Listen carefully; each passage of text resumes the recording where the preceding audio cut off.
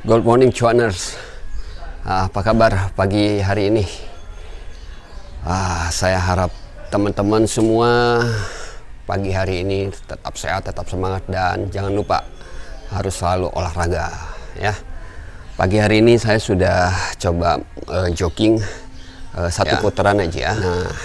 Namun nanti akan dilanjut dengan beberapa gerakan yang tentunya sangat bermanfaat untuk kita semua ya. Oke, cuaners, nggak usah basa-basi, kita lanjut aja deh gerakan-gerakan olahraganya ya. Hai.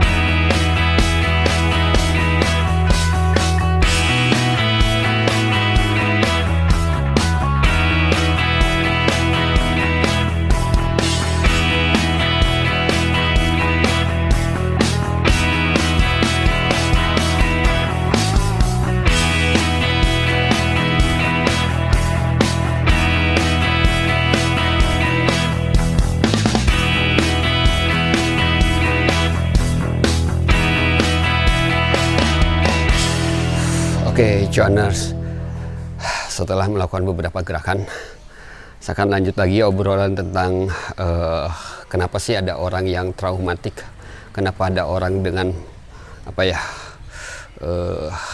sakit atau kekecewaan masa lalu yang tidak atau sulit teratasi gitu kan, atau kenapa ada orang memiliki belief tertentu dengan satu hal ya, sesuatu hal, misalkan tentang tidak berani, ada fobia atau tidak berani makan tertentu gitu kan. Nah, kita akan bahas terus itu ya, kaitannya dengan main pikiran bawah sadar kita. Oke, gerakannya senamnya udah cukup dulu ya sepertinya. Kita akan lanjut, nanti akan banyak ngobrolnya. Kita masuk ke rumah aja ya. Ada ya, kita masuk ke rumah aja langsung. Cuaners, kita lanjutkan lagi obrolan-obrolan tentang mindset ya. setelah tadi olahraga kita cukup berkeringat kan. Nah, sekarang kita ngobrol di sini, ngobrol santai aja ya.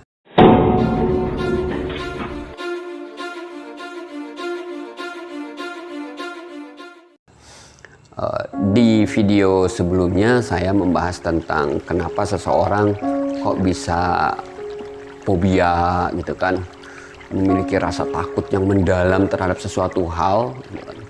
Atau juga orang memiliki luka hati yang mendalam, memiliki kekecewaan yang sangat gitu kan terhadap sesuatu atau terhadap seseorang ya, atau terhadap sebuah kejadian. Nah, di video kali ini saya coba menceritakan beberapa hal kejadian nyatanya ya, beberapa hal pada saat menterapi ataupun pada kejadian tersebut pada diri saya sendiri. Sebelum nanti bagaimana sih tindak lanjutnya gitu kan, bagaimana menyembuhkannya gitu kan. Nah, bisa seperti itu. Oke, saya mau cerita tentang diri saya ya, dan cerita ini boleh dikonfirmasi ya ke ibu saya gitu kan, karena ibu saya masih ada alhamdulillah gitu kan, usia 79. Jadi gini, cerita di masa lalu saya di usia 5 tahun itu baru bisa menyebutkan 3 kata ya, baru bisa menyebutkan 3 kata yang sangat jelas ya. Pertama adalah mama ya, kedua adalah bapak, dan ketiga adalah jahe. Dan entah kenapa intonasi jahe itu seperti itu, jahe gitu kan. Jadi mama, bapak, jahe, 3 kata itu yang jelas keluar dari mulut saya di usia 5 tahun. Dan saya yakin bagi penonton yang memiliki anak di usia 5 tahun saat ini, pastinya kosakatanya sudah banyak dimiliki ya. Termasuk oleh anak saya di usia 5 tahun, kosakatanya luar biasa sekali, banyak sekali. Nah, itu pertama. Yang kedua adalah ibu saya ini bidan di kampung gitu ya, bidan keliling dari kampung ke kampung, bantu orang melahirkan. Waktu saya kecil, usia 5 tahun tersebut,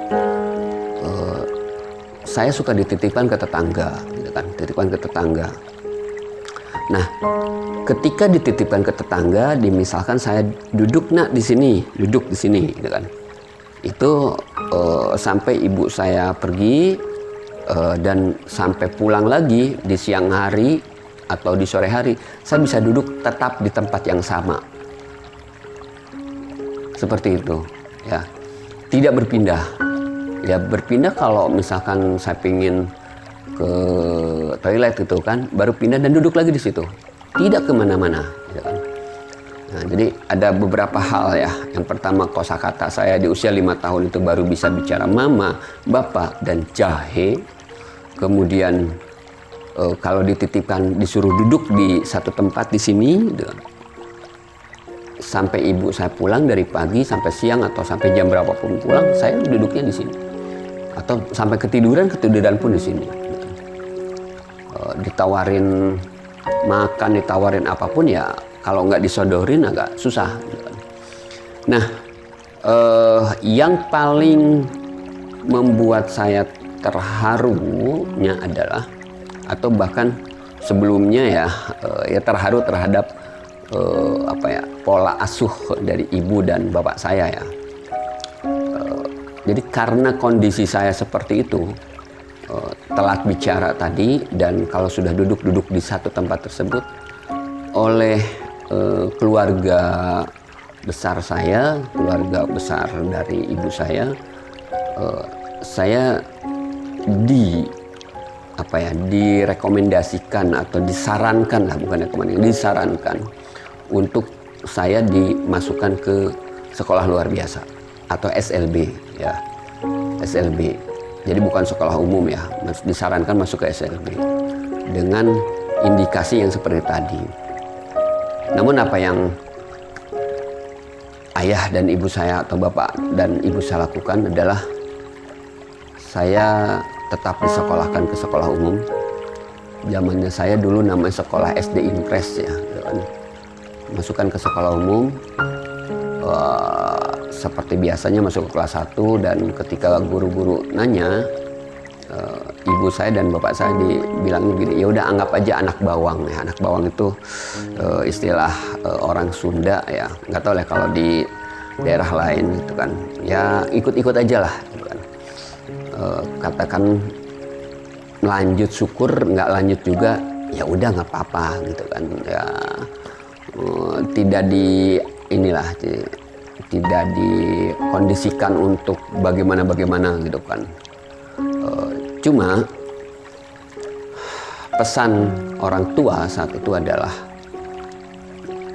pesannya, nak, kamu coba jadi ketua kelas ya, gitu kan. Coba jadi ketua kelas. Dan karena saya mungkin tipe penurut waktu itu, jadi waktu kelas 1 SD saya di guru ya, pas guru minta siapa yang menjadi ketua kelas segala macam, nah saya angkat tangan, unjuk tangan gitu kan. Saya jadi ketua kelas gitu kan. Oh bisa gitu kan, ya bisa. Kalau dulu namanya ketua murid ya, KM gitu kan. Dan saya jadi KM, jadi ketua murid. Dan jadi ketua murid tersebut atau ketua kelas tersebut kemudian berlanjut ke kelas 2, ke kelas 3, dan terus sampai kelas 6 SD. Seingat saya, sekali-kalinya saya tidak jadi ketua kelas itu di kelas 5 SD. Dan itu pun bukan karena orang lain ada yang mau, tapi lebih kepada gurunya mungkin memberikan kesempatan kepada teman-teman saya yang lain. Dalam tanda petik mungkin bosan gitu ya. Nah, di SD tersebut juga saya diperkenalkan kepada organisasi gitu kan, di Pramuka. Kemudian juga di kelas 3 SD juga, kelas 3 atau kelas 4 SD itu juga ada namanya dokter kecil gitu kan. Saya diperkenalkan seperti itu. Dan saya masuk.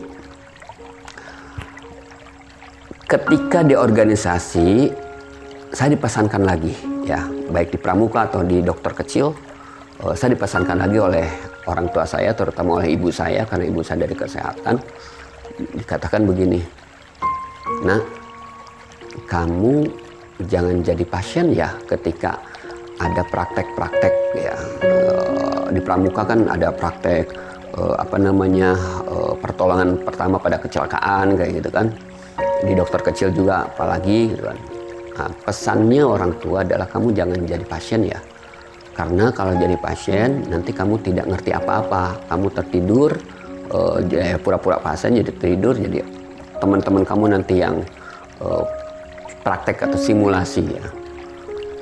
Karena badan saya itu kurus dari kecil, pasti saya akan dijadikan pasien karena enak, digotongnya kan enteng gitu kan. Karena ingat pesannya orang tua seperti tadi, jangan jadi pasien, satu-satunya pilihan untuk tidak jadi pasien adalah jadi ketua regu ya. Karena ketika saya menolak, lu dong pasiennya lu dong, saya menolak dengan bahasa saya adalah ketua regu nggak boleh jadi pasien, nanti siapa yang mimpin gitu kan. Nah akhirnya saya selalu tertolak jadi pasien tersebut ya, pasien di simulasi P3K tersebut. Akhirnya jadi ketua regu gitu kan. Dan itu terus berlanjut.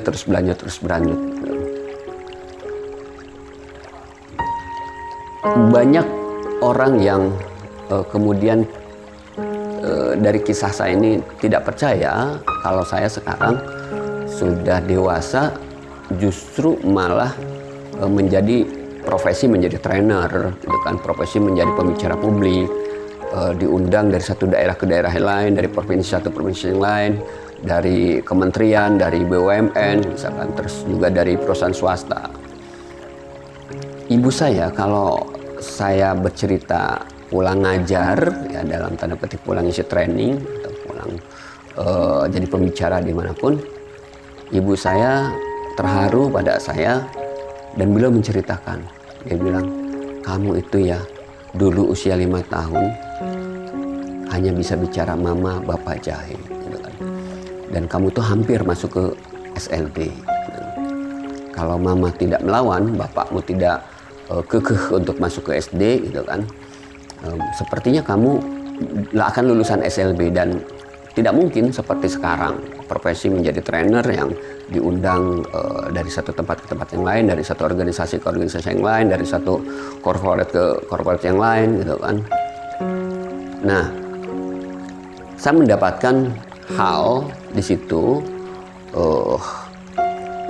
adalah pola asuh, pijakan dan optimisnya orang tua membentuk mindset saya agar menjadi seseorang, terutama menjadi leader, menjadi pemimpin, ya, walaupun di skup yang kecil. Dan itu menjadi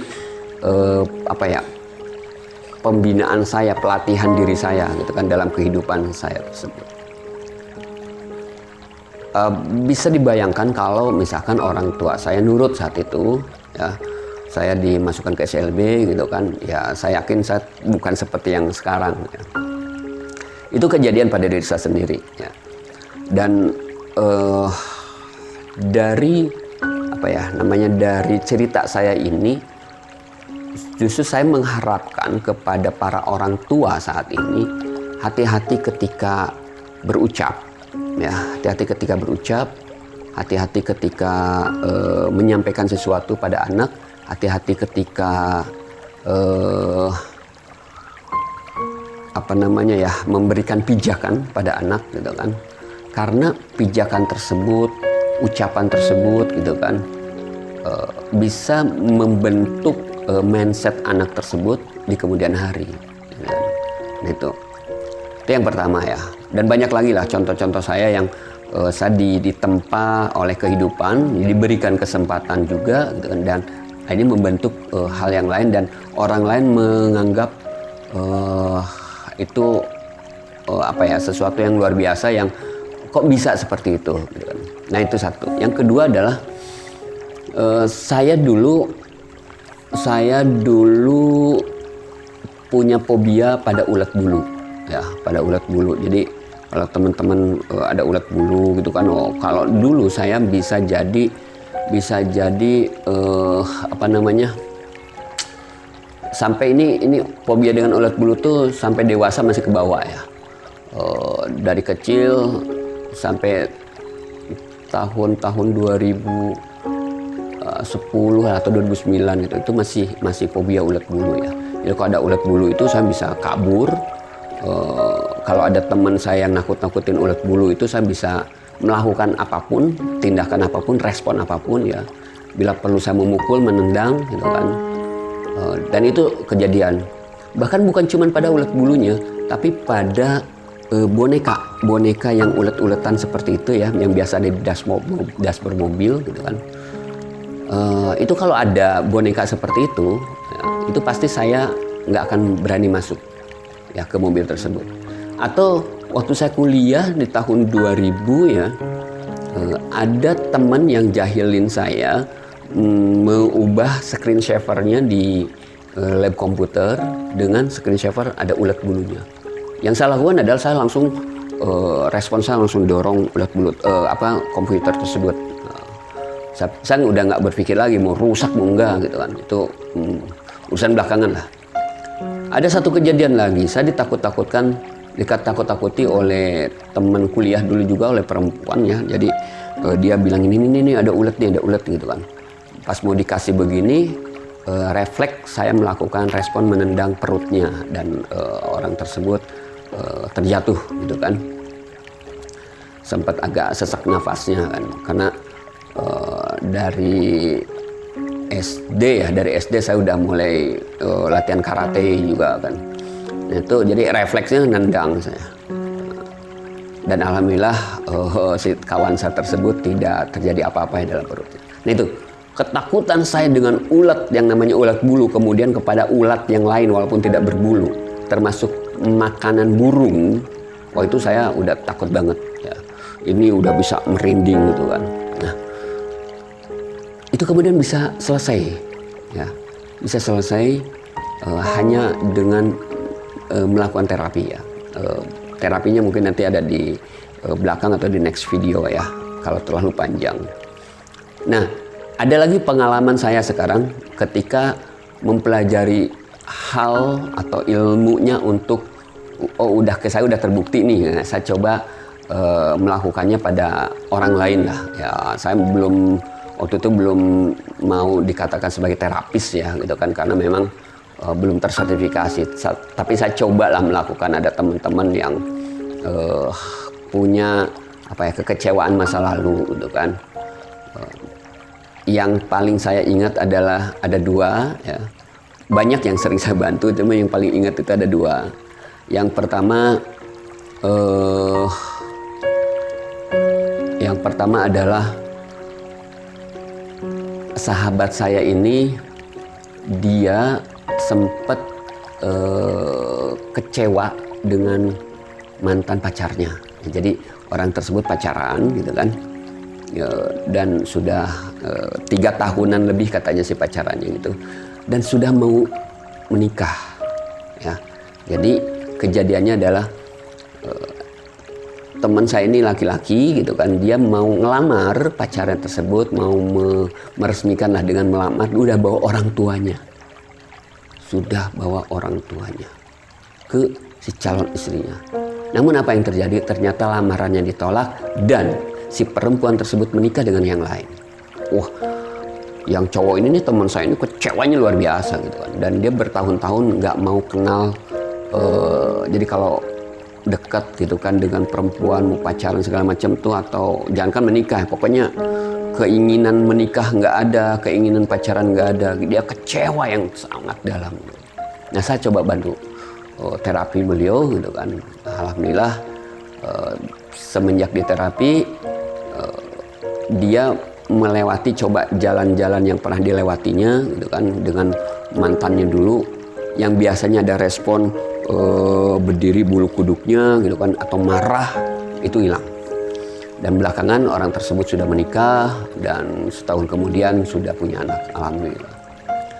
Nah, terus ada lagi yang kekecewaan dengan sahabatnya karena bisnis gitu kan. Jadi marah betul kan, dikecewakan bisnis dengan partnernya kan. Itu marah betul, dan itu bertahun-tahun.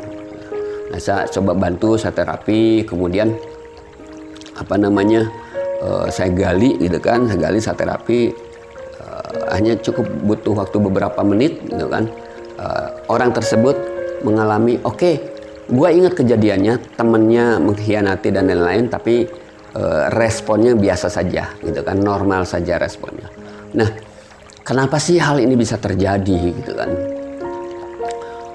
Ketakutan, kekecewaan, luka yang mendalam gitu kan. Balik lagi, panca indera masuk ya, informasi masuk lewat panca indera, kemudian masuk ke alam bawah sadar, direspon gitu kan, sampai marah segala macam karena kejadiannya yang luar biasa gitu kan. Itu bisa menimbulkan menyimpan di benaknya, di pikiran bawah sadarnya, bahwa hal tersebut adalah mengganggu dia, membahayakan dia gitu kan, karena pengalamannya masa lalu gitu. Kesini-sini ada juga tukang gorden. Tukang gorden waktu mau masang tempat saya ya, dia mau pasang gorden, pas di lantai 2, saya suruh naik ke lantai 2, dia udah ukur-ukur. Pas turun di level tangga masih tinggi ya, tangga keempat gitu kan kalau nggak salah, dia loncat langsung, beng gitu kan, dia loncat. Dia turun dari lantai 2, di tangga keempat tuh dia loncat langsung, gitu kan. Saya kaget, istri saya kaget, anak saya juga kaget, kenapa? Gitu kan. Nggak tahunya ternyata di tangga yang ke-1 itu ada ular-ularan karet. Ular-ular karet yang punya anak saya tuh gitu kan, ular karet. Kaget dan dia mau kabur. Saya cegat, kamu kenapa? Takut pak ada ular, Saya lihat, ternyata bukan ular, tuh mainan anak-anak yang dari karet itu, yang ular hijau gitu. Jadi saya amankan dulu ular tersebut, dan saya kasih minum, saya tenangkan, saya ajak ngobrol, dia kenapa gitu kan. Ternyata tukang gorden tersebut punya masa lalu juga, waktu nggak terlalu, bukan kecil-kecil banget lah, usia SMA katanya, waktu dia usia SMA.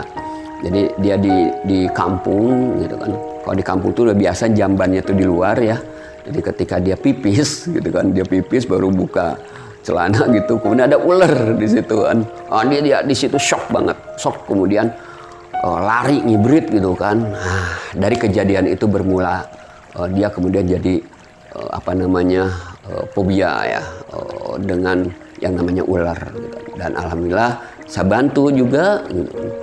Nah, cuman butuh waktu kurang dari 10 menit ya. Nah, akhirnya dia bisa normal kembali.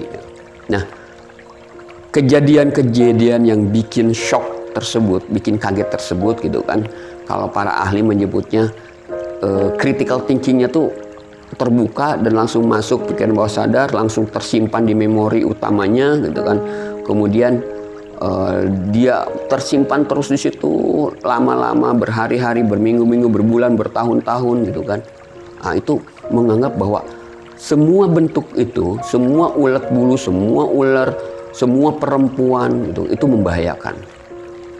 Nah, keyakinan, belief tersebut yang kemudian terbawa hingga bertahun-tahun dan orang tersebut mempercayainya gitu kan. Nah, saya bantu, alhamdulillah bisa tuntas, bisa normal kembali gitu kan. Jadi nanti insya Allah akan dibuka seperti apa sih gitu kan caranya ya. Mudah-mudahan teman-teman support nih dengan video yang sedang saya bikin ya. Kenapa nggak di dalam satu video sekaligus? Karena bisa jadi kalau nonton 2 jam, 3 jam kan teman-teman merasa pegal juga ya gitu kan, khawatir di skip gitu kan. Jadi intinya adalah bagaimana mengganggu ya pikiran di bawah sadar, bagaimana mengganggu belief, keyakinan tersebut yang sudah tertanam di memori tersebut ya, dengan teknik-teknik tertentu, dan sangat mudah ya tekniknya. Nah, poinnya di video kali ini adalah pertama, kita sebagai orang dewasa hati-hati dalam berucap ya, hati-hati dalam berkata-kata ya, terutama pada anak-anak kecil seperti kasus saya yang waktu masih kecil usia 5 tahun. Andai saja ibu saya dan bapak saya mempercaya bahwa saya harus ke SLB, maka saya akan alumni SLB ya. Itu hati-hati. Nah, ibu dan bapak saya memberikan kata-kata positif terus pada saya ya. Tuh, memberikan kalimat-kalimat yang positif terus, kalimat-kalimat yang memotivasi, kalimat-kalimat yang meyakinkan saya bahwa kamu bisa, nak, kamu jadi ketua kelas, dan diberikan kesempatannya, dan itu terus ya.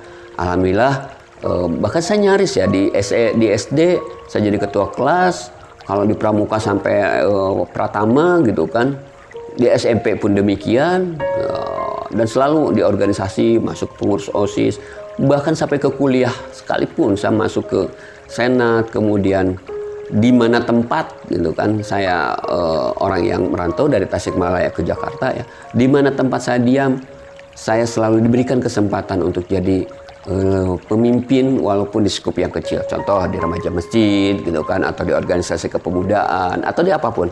Nah, peluang-peluangnya akhirnya terbawa terus ya. Itu pertama poinnya ya, hati-hati dengan ucapan kepada anak-anak kita, kepada anak kecil lah, walaupun bukan anak kita, adik kita, misalkan ponakan kita, itu hati-hati sekali ya. Yang kedua adalah hati-hati dengan sesuatu hal yang membuat kita kaget ya, membuat kita kaget, karena itu bisa, kekagetan itu bisa membuka critical thinking kita, kemudian memori yang tersimpan ya, kejadian tersimpan di memori gitu kan, yang kemudian akan terbawa dari tahun ke tahun-tahun berikutnya. Yang ketiga adalah hati-hati dengan sesuatu yang sangat kita benci, sangat kita yakini, padahal keyakinannya belum tentu benar gitu kan. Contohnya gini, sesuatu yang sangat dibenci, misalkan saya nggak mau deh dengan ketemu dengan orang atau punya pasangan dari daerah tertentu gitu kan, wah nggak mau gitu kan, itu bisa kejadian gitu kan. Jadi lebih baik dimasukkan kepada kita tuh memori-memori yang positif, yang keyakinan betul, yakin betul bahwa akan mendapatkan sesuatu, Ada lagi orang bicara the law of attraction dan lain-lain. Itu teori-teorinya, saya lebih ingin bahasanya dalam bahasa masyarakat umum aja ya, bahwa hati-hati aja, hati-hati dengan sesuatu yang sangat diyakini, baik itu keyakinan itu benar atau tidak ya oleh diri kita. Karena itu akan menjadikan respon badan kita menjadi respon yang tertentu. Ya kalau responnya positif bagus, kalau responnya negatif gitu kan. Terus respon tersebut kan akan berubah jadi tindakan. Tindakan terus menerus akan berubah jadi sikap perilaku. Jadi itu yang di video kali ini ya, penekanannya sebetulnya di situ.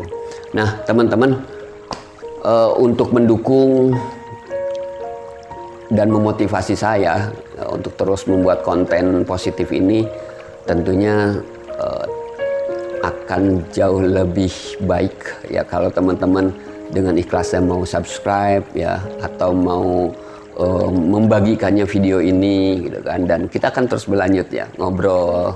Videonya nggak lama lah, 15 menit, 30 menit gitu kan. Ya paling lama kita coba 1 jam gitu. Dan membuat teman-teman juga nontonnya juga tetap happy, tetap bahagia, dan tetap akan mendapatkan kebaikan tentunya.